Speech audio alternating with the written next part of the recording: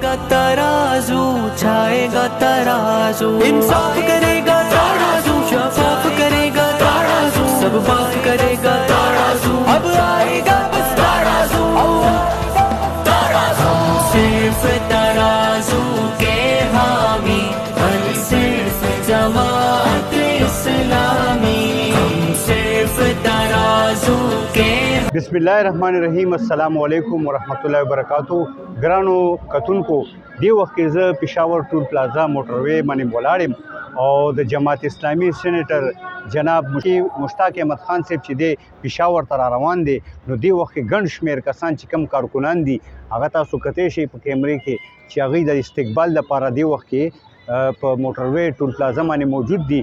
دې کې کارکنان او مختلف عہدیداران چې دي هغوی هم موجود دي او قافلې را روانې دي، مسلسل قافلې را روانې دي او د هغوی بھرپور استقبال به کېږي چې د یو مسلمانې او د یو مؤمنې خور دپاره هغوی یو اواز اوچت کو. خراج تحسین پیش کوم او دا قوم هغوی ته خراج تحسین پیش کوي د هغې استقبال دپاره. دې وخت کې نور خلک هم ګډ شمېر کسان موجود هم دي او را روان هم دي. دې وخت کې پېښور موټروي ټول پلازې باندې موږ موجود یو. نو بیرالله خان نه به موږ دې حوالې سره معلومات لرو. جی بیرالله خان تاسو څه ویل؟ بسم الله الرحمن الرحیم. نن موږ دلته په ټول پلازا د مشتاق احمد خان صاحب سېنیټر جماعت اسلامي پاکستان د هغې استقبال ته حاضر یو او هغه اوس را روان دي انشاءالله لږ وخت کې. او دلته نه به مونږ ځو اشنغرۍ ته یو ریلي په شکل کې، او دا ریلي د عافیه صدیقي د رهایه دپاره ده او سېنیټر مشتاق احمد خان صاحب ته به خراج تحسین پیش کوو. هغه په امریکا کې عافیه صدیقي سره په جیل کې ملاقات کړی. نور دې نه علاوه چې دا 30 سالو شو بلکې دې نه زیات وخت شو، ډېرو سیاسي پارټیانې راغلې، ډېر حکومتونه راغلل، خو چا هم تپوس ونه کړو. دا د جماعت اسلامي دپاره یو اعزاز دی، خاص مشتاق احمد خان صاحب دپاره ډېر لوی اعزاز خبره ده او موږ خراج تحسین هغې ته پیش کوو. دې نه علاوه تاسو د هغې د رهایي حوالې سره ووایئ. مونږ د هغې رهایه دپاره په ټوله دنیا کې د هیومن رایټ تنظیمونه، د انساني حقوقو تنظیمونه، د خواتین حقوقو تنظیمونو سره موږ په رابطه کې یو او دا تحریک به انشاءالله په سوشل میډیا، په ټویټر باندې، په انسټاګرام، په فیسبوک او په روډ باندې هم د احتجاج جاري تر څو پورې چې موږ د خپله خور چې ده دا پاکستان ته راوستیني او د دې رهایي مو نه کړی.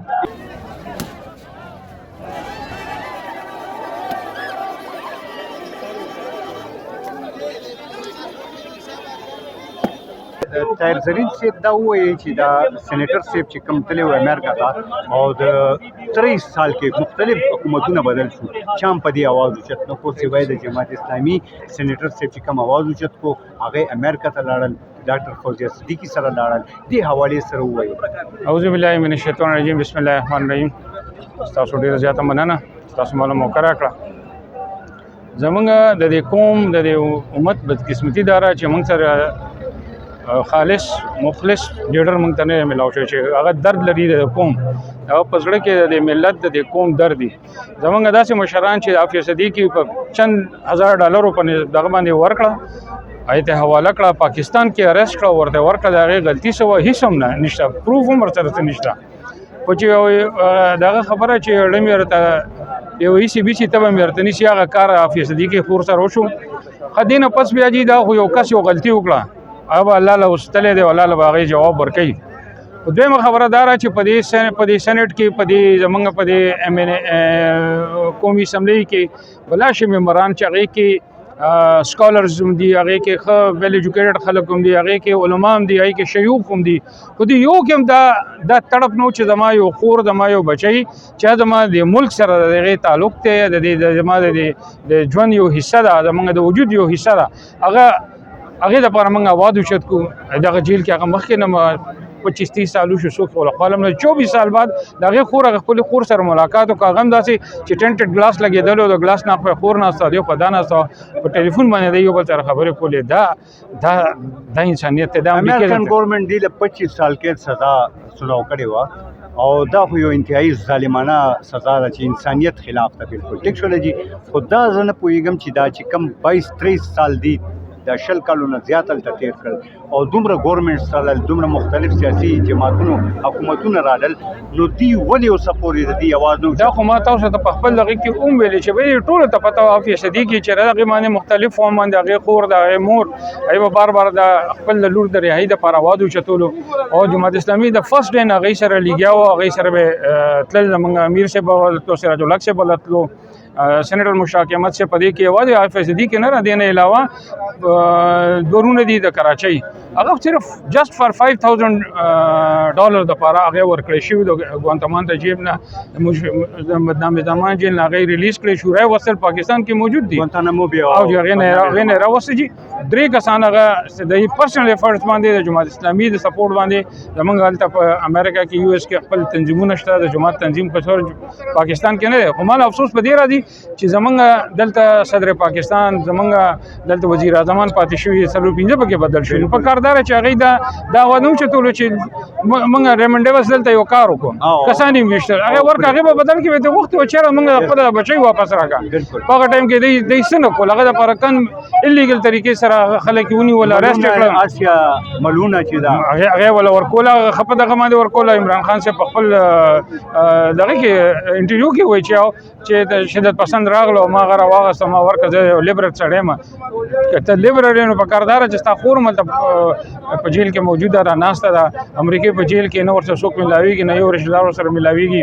دې وخت کې زه خالد ګل صاحب سره ولاړ یم، PK 81 PK 81 کینډیډیټ دی، د جماعت اسلامي پارټۍ سره تعلق ساتي، د دوی ډېر خدمات دي جماعت لپاره او د سینیټر مشتاق احمد خان صاحب استقبال ته دوی ولاړ دي. ګڼ شمېر کسان د دوی کارکنان او عہدیداران دې وخت موجود دي. دې حوالې سره به زه خالد ګل صاحب نه څه رایه علم چې خالد ګل صاحب تاسو څه ویل؟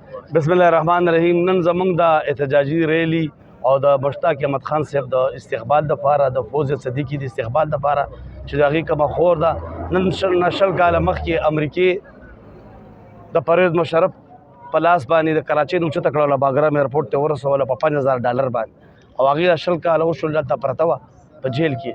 او موږ د سینیټر مشتاق احمد خان صاحب شکریه ادا کوو، هغه ته سلام پیش کړو چې هغه د محمد بن قاسم کردار ادا کړو او هلته ډایرکټ ورغی او دا خور هغه سره میلاو کړله.